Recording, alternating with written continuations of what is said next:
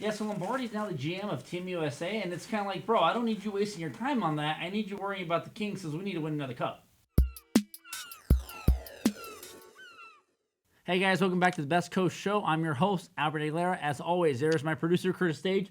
Curtis, what's on the agenda today? All right, so we're going to talk LA Kings today. We've got Stoll with his problems in Las Vegas. Richards, his contract's been terminated, and how does that affect what's going on with him? Slava, wife beater situation. We've got, does anyone care about the NHL? That's something to think about. The NHL versus the NFL, things that are happening in the NHL. What would that be like if the NFL had those same things happening? And then Eric Poole, and then jerseys, and talking about some changes with jerseys. Yeah, so all right, let's talk about Stoll real quick, because everyone's been running their mouth on Twitter and on the internet about how the Kings have been doing this, but not that. How they're letting Slava do this, but they got mad at Stoll for that or Richard for this. Stoll's the easiest one to get out of the way because Stoll was on a contract year. The Kings had paid him off completely because the season was over. Unfortunately, we didn't make the playoffs, so our year ended April 11th. The following weekend, Jared Stoll finds himself in Las Vegas with a pocket full of cocaine and Molly. No, what's Molly again? I have no idea. I mean, I've heard about it a million times. I honestly have no idea what it is. Should we be on it? I don't think so, because he got arrested for having it. Okay. Was there a lot of it, though? Well, he had enough. When he got arrested, he had enough to be considered for distribution. So he had a bunch of it, and he was at a pool party. I assume he's giving it out to the hot chicks he's trying to nail. Yes. I don't know. Because he didn't need the money, He didn't need the money because he's, a pro athlete. Yeah. But I guess Molly's what the cool kids are doing these days. I don't honestly know like what ecstasy it or is. something? It might be ecstasy. Okay. I don't know. But if you've been on Molly, let us know how it was. See if we should tell us if we should be on it during our show. I don't would think that we make should. the show? No. Would it make the show better? Might. People might be on it while they're watching our show. That's why it is better. Maybe that would be good. But let's go back to Jared Stoll and his contract situation. Well, he was on a contract year. His year was over. The Kings season was over. I mean, what did you legitimately want the Kings to do? Did you want them to say, hey, bro, we're going to suspend you for games that we're not going to play anymore? Yeah. Because if that were the case, then it's up to the league to suspend them. And the league say, hey, if and when you get signed next season, which he did, he's now in New York, you're going to get suspended for X amount of games. Yeah. The Kings weren't going to do anything because they were not going to re-sign him. He became a free agent July 1st. And, I mean, realistically, what did they expect to do? So why didn't they just keep it as is? Yeah. Then he wouldn't have gone to Vegas and gotten this trouble. Well, assuming we made the playoffs, he never would have been in Vegas. Exactly. And here I am trying to push for Vegas to have a hockey team. Love it. Love it. Probably the wrong town to have a hockey team. No, it's great. It gives me an excuse to be in Vegas more often. Okay, so let's talk about Richards and his contract. All right, so Mike Richards, you guys are also jumping on the Kings for Mike Richards' contract, and I agree with you. Mike Richards is getting screwed. He's getting Bret Hart, Montreal screwed here, okay? But he did it to himself. Dean Lombardi is your GM. He's my GM. He's doing his job as a GM to perform and put a team on the ice that fits under the constraints of the hard cap that is the NHL. He hasn't been as good. No, he's been a shell of himself, and I appreciate what he did for us and help us win the 2 cups. 3 years ago. But he's been a burden. He's a burden on the cap. I know it. You know it. And if they kept him on the team, his contract expired in 2020. That's another 5 years of this guy eating $5.75 million on your cap. Yeah. And guys, again, the NHL is not like MLB. It's not like Friedman and Zaidi where they can just blow money wherever they want and then pay a fee at the end of the year with the luxury tax. They don't have the money. Or with the NBA, where in the event that you go over, you hit the luxury tax and you pay, I think it's 3-1 on it the following year. In the NHL, it's a hard cap. It's dollar for dollar. Now, for the people who don't understand what that means, it's if you go over the cap, the first thing the NHL does is you start forfeiting games and losing points, retroactive to when you went over. Oh. So are the Kings just going to sit there and allow people to eat up their points? No. So Dean Lombardi did what he had to do. It was a business move. Now, he was also arrested too, wasn't he? I mean, and that's why they cut him. So the only way to terminate a player's contract is if they refuse to offer their services, which Mike Richards did when he decided not to come back to Los Angeles at the end of the year to do a physical by the team physicians. But if the Kings had terminated his contract then, they'd get it even worse because then they'd say, hey, you guys are just reaching, which I would have agreed to. Yeah. That's reaching. Yeah. But then what happened in June? In June, he tried crossing the border into Canada, and he had oxycodone on him. So he doesn't. Painkiller. I mean, he's in pain, dude. It doesn't matter because he didn't go to the physical. Why? What happens when you go to a physical? I've had several in my life. In a physical, They make you piss in a cup, Yeah. and they draw your blood Yeah. to make sure you're all good. And they would have seen he had prescription medications in his system without prescriptions.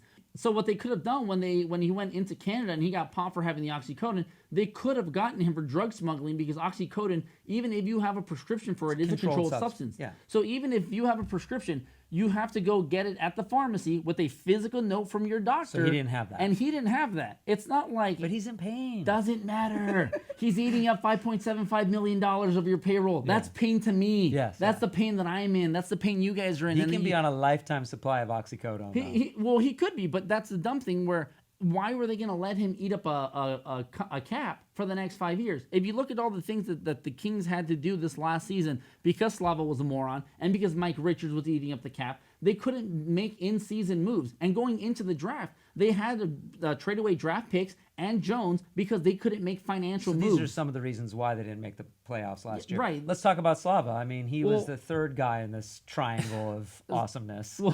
Well, Slava's a piece of shit. Plain and simple. This dude's a piece of shit. Okay? This guy, if you ever read the transcripts that happened from his incident back in October, because this happened 2 weeks going into the season, this guy almost murdered his wife. Yeah. Okay? That's insane. The transcripts read as him punching, kicking her, smashing her head into a flat screen TV. And he did it Sounds with... familiar from the NFL, but... Well, I mean, and you don't want to lessen what happened to Janae Rice because it sucks. Everyone saw the video. She got smacked in the elevator. Sounds worse. And this does sound worse. And the difference was that Janae Rice got punched in an elevator in a hotel lobby where, if you look at the video, there was video. You look at the video, there was security guards that were outside the elevator when Ray Rice pulled her out. Now, this woman, Slava's wife, is getting the shit beat out of her in the privacy of their own home where there was no one there to stop him. Exactly. So, and apparently this wasn't the first time something similar to that had happened.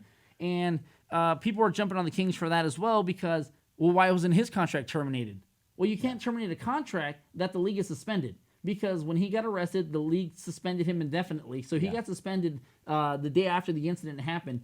And he went to court. He did his plea. He literally just got out of county jail. And now the NHL is doing a third-party investigation as to whether or not they can reinstate him. And after, if and when they do reinstate him, he's still eating cap on the Kings' space right now. So the Kings are operating under the impression that he may come back only because they don't want to chance themselves going over and then forfeiting games because he's eating $4.1 million of that cap right now. But if he comes back, I mean, we don't want him on the team. No, though. absolutely not. I mean, do players even want to play with that guy?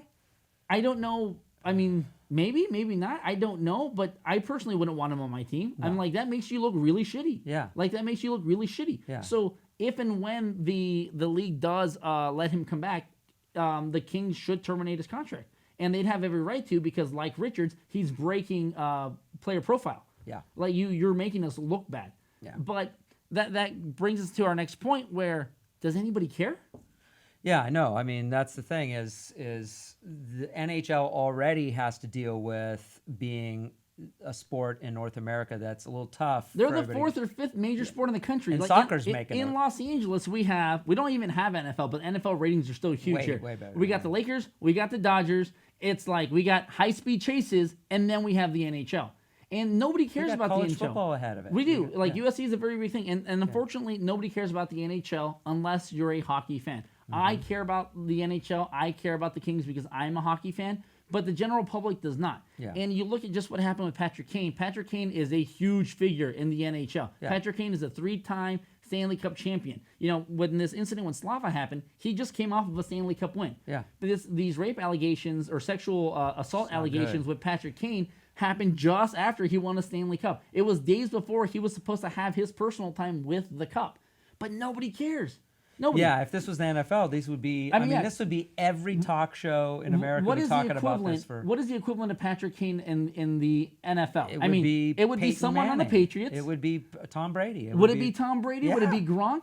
And you got to look at it like this. Well, Tom Brady may or may not have destroyed a cell phone. He may or may not have disinflated these balls. And he's been in the news constantly. He's on loop. Yeah. But what if this sexual assault allegation or these domestic violence things happened in the NFL to a third-string backup long snapper? Story.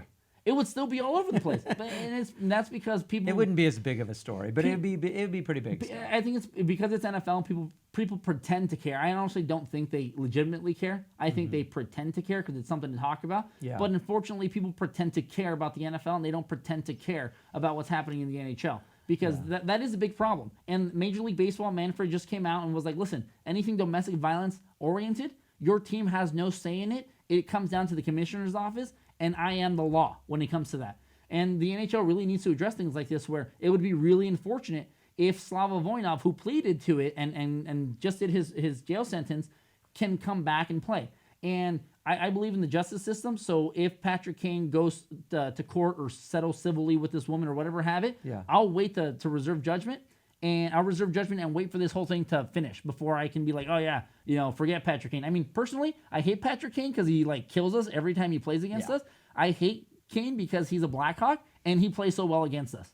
Now, will he be suspended, though? If They've not suspended him. Yeah. And this is pending an investigation, and he's not been charged with anything. So it's kind of like the Ray Rice thing, but if something happens, right. then they're going to... But how's the NHL going to respond to it? It's going to be interesting because, and maybe this kind of stuff is good for the NHL because it gets people talking about it. I mean, it's not good. But that's the thing. No one's talking about it. I can guarantee you, if Slava Voinov, we are because we're awesome. But if Slava Voinov gets reinstated, I can guarantee you that what's going to happen is there's going to be a little small ticker on whatever sports channel, and it's going to say, hey, Kings defenseman Slava Voinov gets reinstated after almost murdering his wife. And that's all it's going to say. And the Kings fans will boo him. And I'm going to boo the shit out of him. I go to every Thursday night game. He comes on the ice. I don't care if he scores. I'm going to boo the shit out of this guy. Yeah. I would never buy a Slava Voinov jersey ever. That's a tough one. I mean, I don't know. I mean, the NFL is such a juggernaut. The NHL's, in my opinion, is never going to be able to get to the level of the NFL. But the same kind of things happen in the NFL. You're right, and it's huge stories. And the NHL just shows you that most of America doesn't care. Yeah, and it's unfortunate. It's a great sport. It's like soccer. And it's right, just like soccer. But it's unfortunate because it's a great sport and it's fun to watch. It's just hockey is not a sport that is actively played throughout the country. You can play football anywhere. People say soccer is the most popular sport because you can play soccer anywhere in any country. You can play football in the street. Right, and hockey is such a niche sport where you have to play it, under the conditions of ice, in only certain parts of the country. Yeah. And, J.J. Watt's the prime example of this, where J.J. Watt says that he loved playing hockey growing up, but his parents, because he's from Minnesota, but his parents were like, hey, you can play hockey, which is really expensive to play, or you can continue playing football. And he kept with football, and he turned into a monster. His career would probably be longer if he was a hockey player. I mean, Probably, yeah. You have a lot of 38, 39-year-olds, 40-years who play hockey. And he's huge. Yeah. But anyway.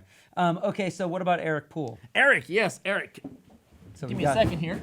All right. So, for those of you guys on the internet, our good friend Eric sent us this. So every year, Eric does a playoff portrait, and in this playoff portrait, he illustrates who wins, who loses, and how they lose. In this case, it's the 2014 Stanley Cup champions, where Bailey is up top hoisting the cup. This is done by Eric Poole. You guys should stalk him on Twitter because he does really great work, and he's from Pittsburgh. So he sent this to us, and he signed it, and we're going to hang it on the set because Eric is awesome, and I'm excited to have that. This is really cool, right? Yeah, it's really cool. And he does it every year. He just did the one for the Blackhawks, and... check him out and look at his work. And if you decide to rip off his work, make sure you give him credit. Because people do that. And that's how I originally found Eric's work. I found a picture that was similar to this one. It was actually some guy got this tattooed on his leg, and I was like, whoa. That whole thing? Yes, this whole thing. And I was like, I need to find that. So that's a little much. I found it, and then I ended up stumbling upon Eric's Twitter, and I contacted him, and he was awesome enough to send this to us and autograph it. It says, best of luck and go Kings go. Nice. That's what it says. But he's from Pittsburgh. It doesn't matter. He's still cool. He's a Best Coast fan. He's a Best Coast fan. Nice. Eric, so thank you very much. And guys, don't forget to follow Eric on the Twitter and thank him for his awesome work. Now, the last thing we're going to talk about is an interesting subject, jerseys. NHL jerseys. I was such in a good mood about Eric's painting. Yeah, I know. Unfortunately, this is what Adidas needs to do. Adidas just signed a contract with the NHL. They will become the official jerseys of the NHL starting in the 2017 season. What Adidas needs to do is look at what Reebok is doing with the UFC right now and do the completely opposite, because Reebok is getting reamed by the fan base right now because they're not listening to the fan base. And Adidas is like, hey, let's think about putting sponsorships with the NHL Here it comes. on these jerseys. No, absolutely not. I would never. I'm gonna tell you right now, I will never ever buy another jersey if you do that. I'll never do it. Yeah. If tomorrow the Kings come out with an alternate jersey that's not gonna have logos on it, I'm dropping $220 or whatever it costs to buy these jerseys. I'm gonna do it because it's awesome. Yeah. I mean, I own 6 jerseys. Yeah. And they're like 200 and something a piece, and I like my jerseys, and they're great. I don't need advertisements on my jersey. Yeah, the I get it. MLS, English Premier, they both have. Soccer has the No, ads. soccer's stupid. Soccer can go do their thing. Well, the NHL's about the same level. No, of- that's dumb. I mean- I don't like it. I don't want advertisements on my jersey. I get it. If right now that Reebok is a sponsor, they have the little Reebok tag on the back. That's fine. That's cool. It's this talking big. yeah. Who cares? We don't need a bank. We don't need. I don't need a bank. I don't need a car dealer. I don't need all this garbage on my jerseys. Yeah. No, I don't want that. My jersey needs to be my King's emblem. It needs to be, my name on the back and the numbers. Yeah, I mean, that's if it's a special edition jersey like the Stanley Cup jerseys that come with the patch or the Stadium Series or God Can't forbid. they put it on like the gloves or something? No, Can't we I don't do even want. I ads on don't gloves? want any Like a little advertising.